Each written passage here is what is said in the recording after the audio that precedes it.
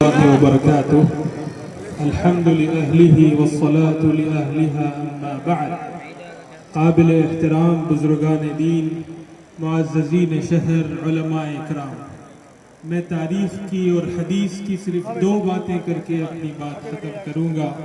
یہاں خواتین مائیں بہنیں کافی تعداد میں موجود ہیں۔ نبی اکرم صلی اللہ علیہ وآلہ وسلم کی حیات مبارکہ میں غزوہ احد کے موقع پر ایک خاتون تھی حضرت سمرہ بنت قیس رضی اللہ تعالی عنہا۔ جنگ احد کے موقع پر جب وہ شہداء کی تلاش میں نکلی تو ایک صحابی نے خبر دی کہ تمہارے بیٹے شہید ہو گئے۔ اس نے کہا چھوڑو، رسول اللہ صلی اللہ علیہ وسلم کے بارے میں بتاؤ۔ پھر جب آگے بڑھی تو امام واقدی نے لکھا ہے کہ اسے بتایا گیا کہ تمہارے شوہر شہید ہو گئے۔ اس نے کہا کہ چھوڑو، مجھے بتاؤ کہ رسول اللہ صلی اللہ علیہ وآلہ وسلم کا حال کیسا ہے۔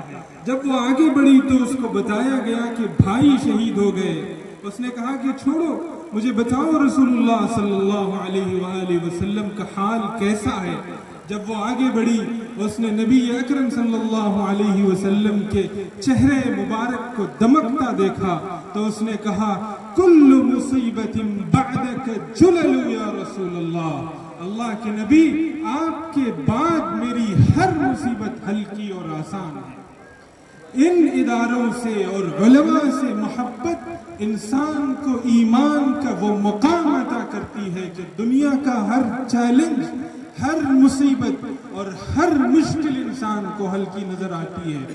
مصر کے بادشاہ نے اپنے وزیر اعظم کو حکم دیا تھا، نظام الملک توسی کو، کہ مدرسہ قائم کرو اور دن رات بچوں کو حفظ کی تعلیم پر لگاؤ۔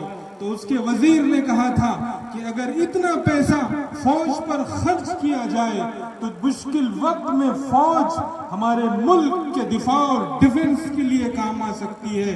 تو اس وقت نظام الملک توسی نے کہا تھا کہ دشمن کے ہتھیار اور تیر چلیں گے تو ایک سیکنڈ میں یہ فوج ہار جائے گی، لیکن ان اداروں میں حفظ کرنے والے اور پڑھنے والوں کی دعائیں آسمان سے اس ملک کی تقدیر کو بدل دیں گی۔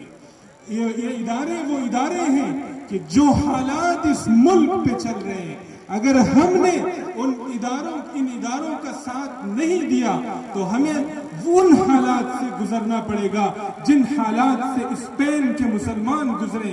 میں اسپین گیا ہوں، میں نے غرناطہ کی مسجد میں 800 سال الحمرا کے ان محلات میں جہاں سے اذان گونجتی تھی، آج اس پہ چرچ کے نشان لگا دیے گئے، ٹرائنگلز اس پہ باندھ دیے گئے اور کرسچینٹی کو وہاں کمپلسری کر دیا گیا اور وہاں اذان پر پابندی لگا دی گئی۔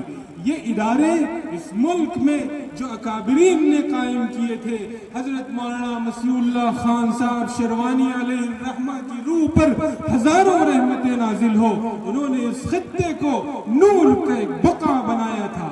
ہم سب کی ذمہ داری ہے کہ اس ادارے کا ہر طرح سے تعاون کریں، اور ماؤں کی ذمہ داری ہے، جس طرح بنت قیس نے کہا تھا کہ یا رسول اللہ آپ کے بعد اور مصیبت ہلکی ہے، ہر گھر کا ہر فرد یہ عزم کرے کہ گھر گھر میں کم از کم ایک بچہ ادارے سے وابستہ ہو، ہمارا مالی تعاون ان اداروں سے وابستہ ہو، ان اداروں کے ساتھ چلانے والوں کے ساتھ خیر خواہی اور محبت کا سلوک ہو۔ حضرت عبیدہ ابن الجراح، حضرت سعد ابن ابی وقاص کی جو قربانیاں تھی، حضرت سعد کو جب کوفہ کا گورنر بنا کے حضرت عمر نے بھیجا تھا، وہاں کے لوگوں نے حضرت سعد کے خلاف سازشیں کی تھی۔ ایک شخص تھا علقمہ، اس نے حضرت سعد کے خلاف برا بلا کہا تھا اور حضرت عمر کو خطوط لکھے تھے، تو حضرت سعد نے اسے کہا تھا، اس سے دعا دی تھی، اللہم اطل عمرہ وعرضہ للفتن، اللہ اس کی عمر دراز کر دے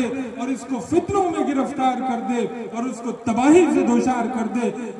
بعد میں کوفہ میں صحابہ نے دیکھا، لوگوں نے دیکھا کہ اس شخص کا یہ حال ہوا کہ 99 سال کی عمر میں کمر جھک گئی تھی اور کوفہ کی جامع مسجد کے باہر بھیک مانگا کرتا تھا اور لڑکیوں کو چھیڑا کرتا تھا۔ اسی لیے یہ بڑا ڈرنے کا مقام ہے۔ تعاون کریں اداروں کے ساتھ، اداروں کے چلانے والوں کے ساتھ، اور حضرت مولانا مسیح اللہ خان صاحب علیہ الرحمہ کے وارث، ان کے علم کے، ان کے فکر کے، ان کے تقوی کے وارث حضرت قاری ولی اللہ صاحب دامت برکاتہم کے ساتھ اپنی محبتیں رکھیں، ان کے خلاف کبھی سازشوں میں شریک نہ ہو، اور جو لوگ سازشیں کرتے ہیں ان کا بائیکاٹ کریں اور اداروں کا تعاون کریں۔ بس یہی پیغام ہے۔ اللہ تعالیٰ ہمارے اس آنے کو قبول فرمائے، ہماری اس آمد کو قبول فرمائے، اور ہم سب کی مغفرت اور رحمت کا فیصلہ فرمائے۔ وآخر دعوانا الحمدللہ رب العالمین۔ سب سے پہلے میں درخواست کر رہا ہوں ان سامعین کو اور سامعات کو جو ادھر ادھر کھڑے ہوئے ہیں، ریلنگ بڑی کمزور